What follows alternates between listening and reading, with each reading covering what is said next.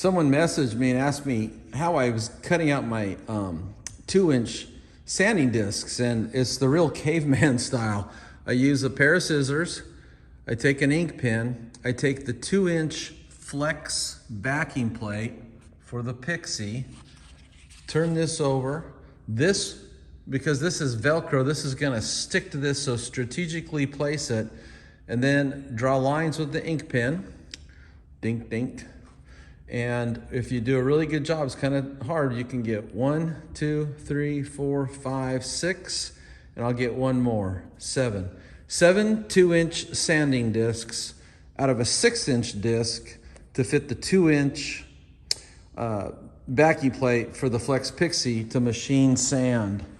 And then over here, I took one of our 3-inch interface pads. Here's a 3-inch interface pad on a 3-inch backing plate.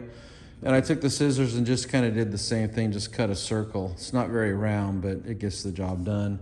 And then you can see, this is a raised body line. This is a raised body line. So I'm able to come in here and sand all the way down this panel. I got a little more touch-up work to do, but I ran out of sanding discs. So I did the rough cut with one disc, and I'll come back and clean all this up with a fresh disc.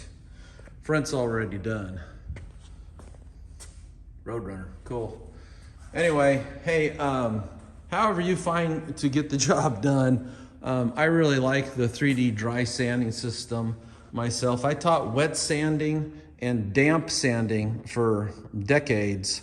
And when I joined the 3D team and found out they had this dry sanding system, the first thing I did is I tested it out, and it really works good. The key, just so you know, is actually in the interface pad. The interface pad uses microscopic hooks, and that keeps this thin paper, this sanding disc, on just the high points of the orange peel and surface texture, so it doesn't go in and out like a foam back sanding disc would, you know.